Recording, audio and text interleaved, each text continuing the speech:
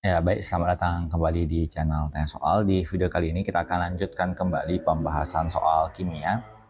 Dan bagi kamu yang membutuhkan referensi pembahasan soal, kamu bisa klik link yang sudah kita cantumkan di kolom deskripsi.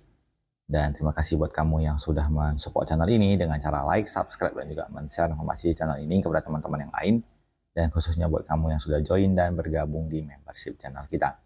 Dengan bergabung di membership, kamu bisa mendapatkan akses ke video-video yang kita buat, khusus untuk para member yang sudah bergabung di channel ini. Baik, kita bahas soal di video kali ini. Kristal magnesium sulfat MgSO4 7H2O sebanyak 24,6 gram dilarutkan ke dalam 200 ml air jika diketahui Kb air 0,52 derajat Celcius per molal, maka titik didih larutan adalah titik-titik. Jadi dalam hal ini kita akan tentukan dulu MR dari MgSO4 7H2O. Di mana kita perhatikan terdiri dari satu buah Mg, satu buah S, 4 buah O, dan 7 buah H2O, di mana berarti 2H ditambah 1 buah O lagi. Mg memiliki nilai AR 24, jadi 1 dikali 24 adalah 24, S itu 32, 1 kali 32 berarti 32, O itu 16, 4 kali 16 berarti 64, 7 dikali 2 tambah 16 adalah 18. Maka kita hitung secara keseluruhan menjadi 24, ditambahkan dengan 32, ditambahkan dengan 4, dan ditambahkan dengan 7 kali 18, kita peroleh nilai MR-nya adalah 246. Kemudian massa dari zat yang dilarutkan adalah 24,6 gram. Massa pelarutnya adalah 200 ml air. Karena air memiliki massa jenis sama dengan 1 gram per mili, artinya 250 ml air akan setara dengan 250 gram air. Jadi kita tuliskan nilai massa dari pelarutnya adalah 250 gram air. Kemudian nilai Kb-nya adalah 0,52. Yang pertama kita hitung adalah nilai dari delta Tb menggunakan rumus M dikali Kb dikali jumlah ion, karena MgSO4 ini adalah zat elektrolit. Nilai M-nya kita hitung dengan rumus gram per mr kali 1000 per P dikalikan dengan Kb dikalikan dengan I. Kita substitusikan nilainya. Untuk nilai masanya tadi 24,6 dibagi mr-nya sudah kita hitung 246 dikali 1000 dibagi dengan massa pelarutnya 250, Kb-nya konstanta 0,52, dan untuk MgSO4 itu sendiri akan terionisasi membentuk Mg2 positif dan SO4 2-. Berarti ada 2 buah ion yang terbentuk, kita kalikan I-nya dengan angka 2. Kalau tidak disebutkan, kita anggap bahwa zat tersebut akan terionisasi 100% sehingga jumlah ion sama dengan hasil dari reaksi ionisasinya. Kita kalikan 24,6 dibagi 246 berarti 0,1, 1000 bagi 250 berarti 4, kemudian dikali 0,52 dan dikalikan dengan 2. Kita peroleh nilainya adalah 0,416. Itu adalah besar dari kenaikan titik didih larutan tersebut.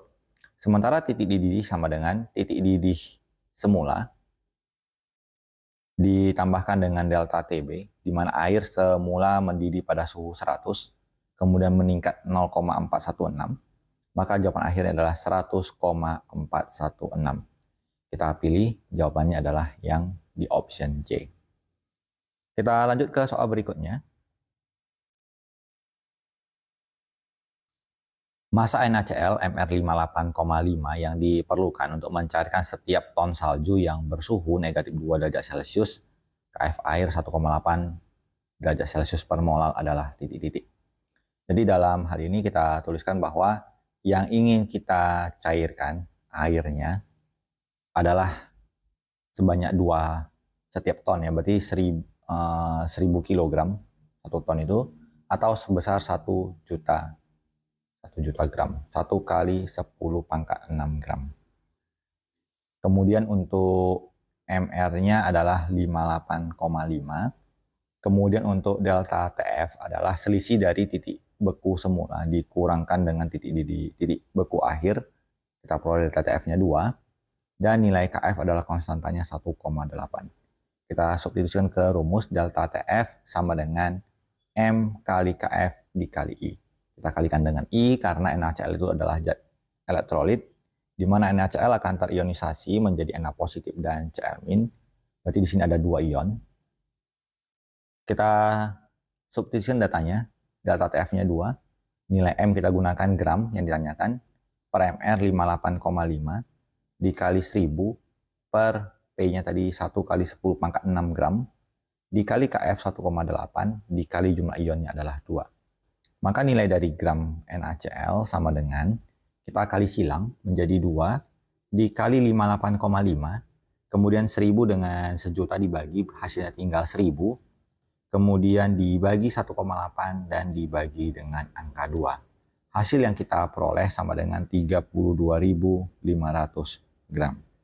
Di opsinya dalam bentuk kilogram, kita bagi 1000 menjadi 32,5 kilogram. Jadi kita pilih jawabannya adalah yang di option B. Kita lanjutkan ke soal berikutnya. Perhatikan diagram PT, tekanan dan suhu larutan urea berikut. Berdasarkan diagram PT tersebut yang merupakan titik beku dan titik didih urea berturut-turut adalah titik-titik. Jadi kalau tidak disebutkan berarti zat pelarutnya itu adalah air. Jadi diagram yang paling dalam ini adalah miliknya si air. Sementara diagram yang berada di luar yang ini adalah milik larutan urea. Di sebelah kiri itu adalah titik beku, yang di sebelah kanan adalah titik didih. Berarti ini adalah titik bekunya air, ini titik bekunya larutan urea, titik didih air, titik didih larutan urea. Yang ditanyakan adalah titik beku dan titik didih urea. Berarti adalah poin C untuk titik bekunya, poin F untuk titik didihnya. Jadi kita pilih jawabannya adalah C dan F, jawabannya di option D. Kita lanjut ke soal berikut. Larutan urea 0,1 molal mendidih pada suhu 100,052 derajat Celcius. Titik didih larutan NaCl yang berkonsentrasi sama dengan larutan urea tersebut adalah titik-titik. Kita tuliskan bahwa delta TB adalah 100,052, kita kurangkan dengan 100, kita peroleh 0,052. Kemudian delta TB itu sendiri memiliki rumus M dikali KB dikali I. Jadi untuk delta TB milik urea akan setara dengan molalitas dari urea konsentrasinya dikali KB, karena dia non elektrolit tidak perlu kita kalikan jumlah ionnya. Sementara untuk delta TB-nya NaCl akan sama dengan konsentrasi dari NaCl dikali KB dan dikalikan dengan jumlah ionnya. Untuk NaCl memiliki jumlah ion sama dengan 2. KB-nya konstanta maka kita coret. Untuk delta TB urea adalah 0,052. Untuk NaCl kita tuliskan sebagai X yang akan kita hitung. Konsentrasinya juga ternyata sama, berkonsentrasi sama, kita coret juga, menjadi 1/2. Maka nilai dari delta TB NaCl adalah 0,052, kita kalikan 2, kita peroleh nilainya menjadi 0,104. Berarti titik didih akhirnya sama dengan 100 ditambah 0,104. Jawaban akhirnya adalah 100,104. Maka dengan demikian jawabannya memenuhi adalah yang di option C. Jadi demikian pembahasan soal untuk video kali ini. Semoga bisa diikuti dan dipahami. Semoga bermanfaat dan sampai jumpa di video selanjutnya.